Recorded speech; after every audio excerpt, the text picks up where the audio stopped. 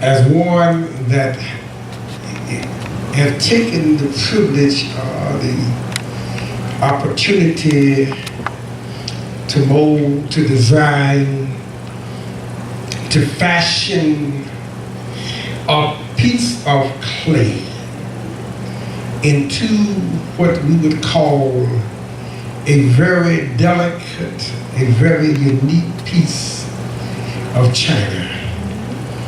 Many times we would fashion it as unto a piece of great pottery, and if it's fashioned right, if it stands the test, if it's under the condition that the potter can put it under the heat, under the pressure, if he can stay on the wheel, if the potter has great hands, he can form it into a unique piece. And many times it's better than what anyone could ever imagine.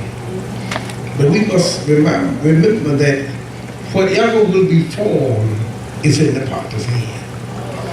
It's not in a blueprint, it's not in a stamp, it's not in a mold, it is just in the potter's hand. Jeremiah, he was able, he was considered as the weeping prophet. All of us can attest to the fact that when we speak about Jeremiah, some the theologian would say that he was one that was always crying about something. He cried about how Israel failed. He cried about how Israel rebelled. He cried about how Israel would not sustain or would not listen to him when they put him in the mire. He cried that he wasn't going to preach no more. He wasn't going to prophesy no more. When they took him out of the mire, he cried out and said that it was like fire in my bones.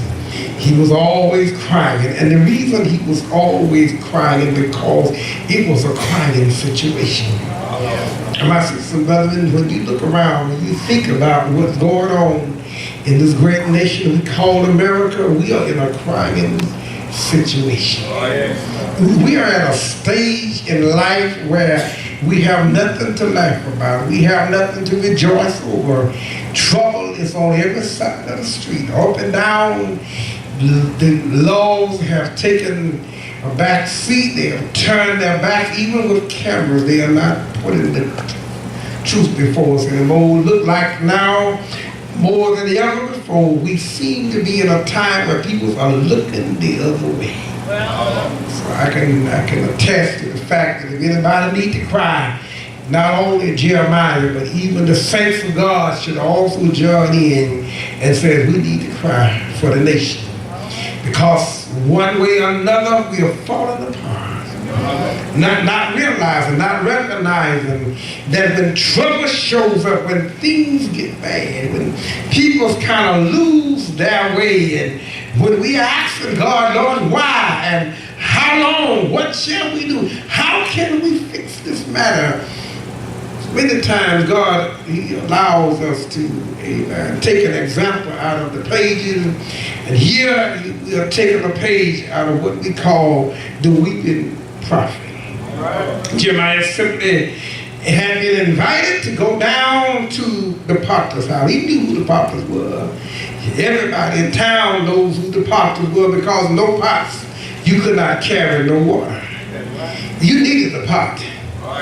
Everybody knew that the potters were skillful in his work, but what had happened in this time, in this age, was that God wanted to write a note within the minds of Jeremiah that I want you to understand that there's something going on down there. I want you to understand that I know people are falling away. I know people are sinning without caution. I know they have walked away from me, but God wanted Jeremiah to know something that all of us need to know. Doesn't matter how bad it gets, yet God can turn it around when he gets ready.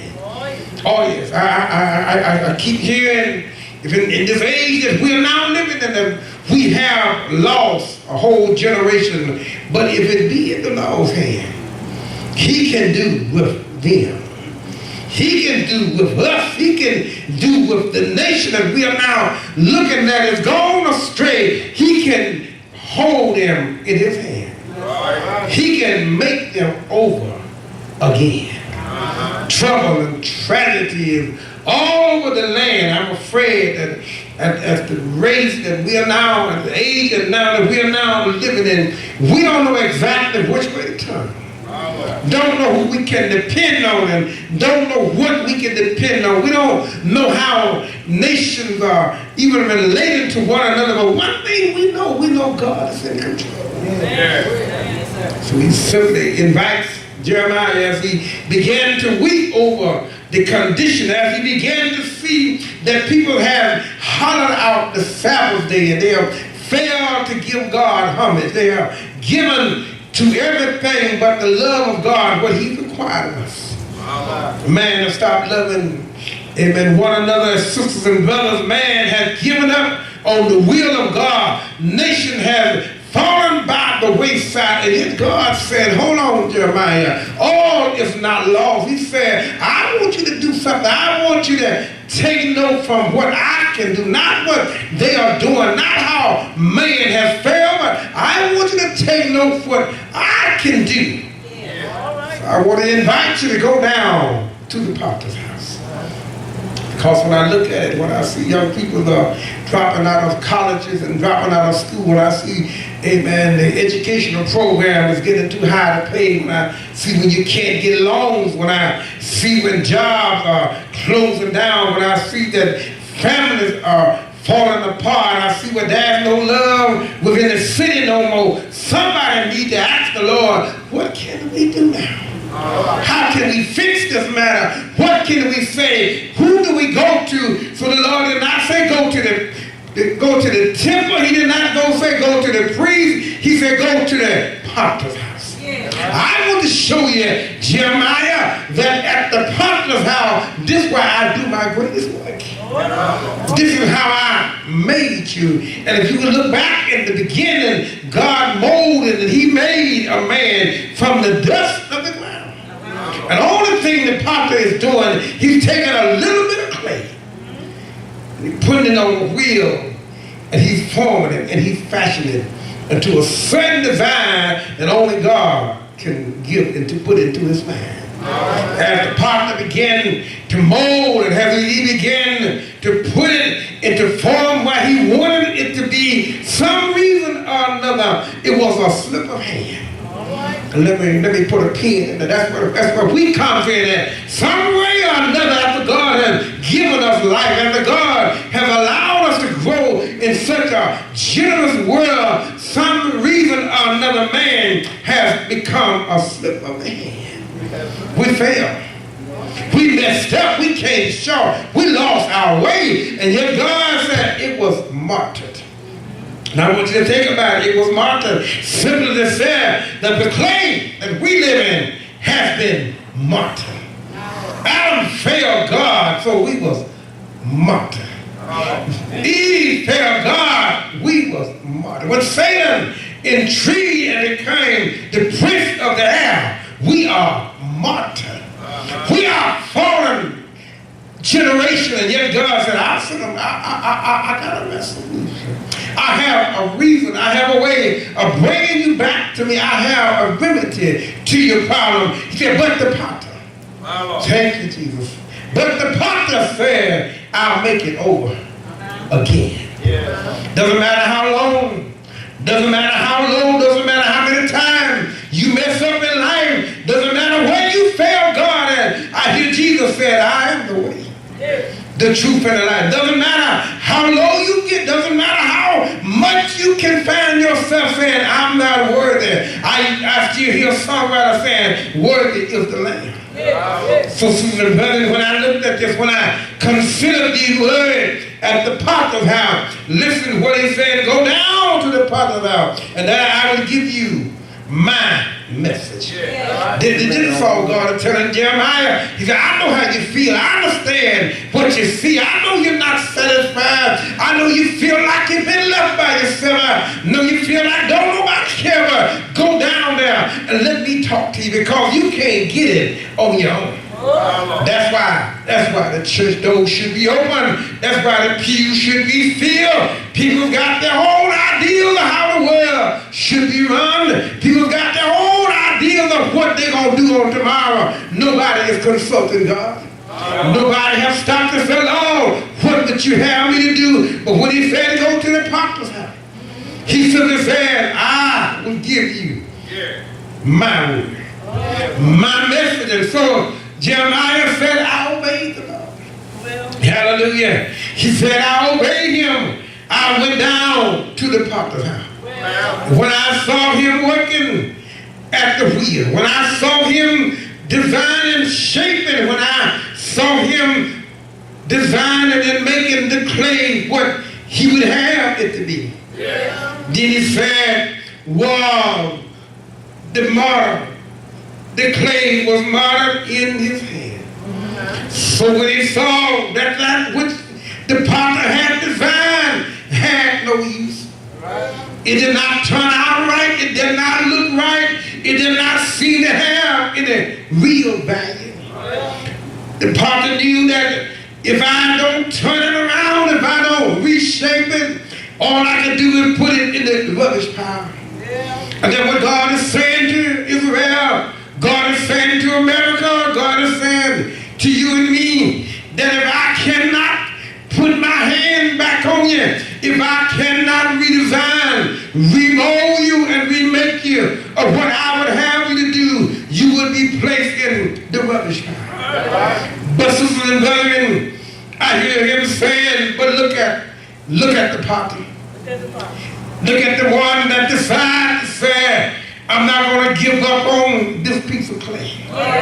And my brothers and sisters, when I think about it, when I look at how the parks and baseball parks and how the beaches can fill up on God's day, when I see how men have been out all night long partying, the Lord is simply saying, "I'm not going to give up on you." When I look around and when I see men and women have turned their backs on God and have made money their God, I hear him saying that the potter is simply saying that I can make him over again.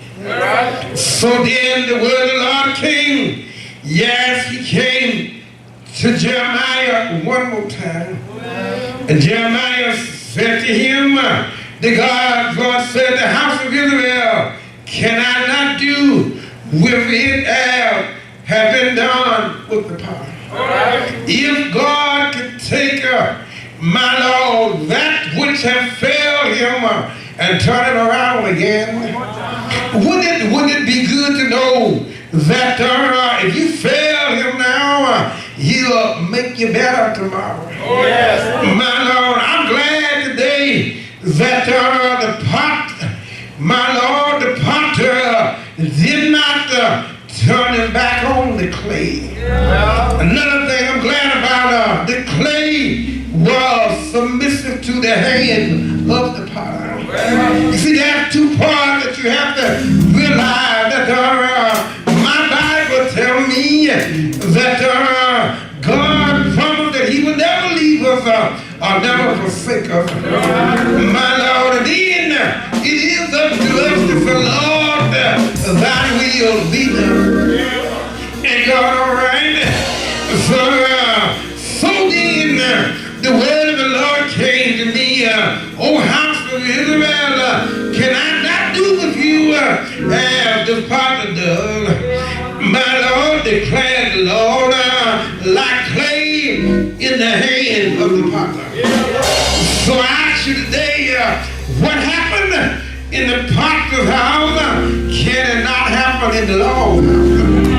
My Lord, what happened is, can God not turn it around and make us a brand new creature? My Lord, I know some of us said, folks have come and gone, and you can roll them off, but the Lord has not given up on them yet. No, Lord, he said that I'll never leave you, nor will I forsake you. And God, all right, I hear him saying that if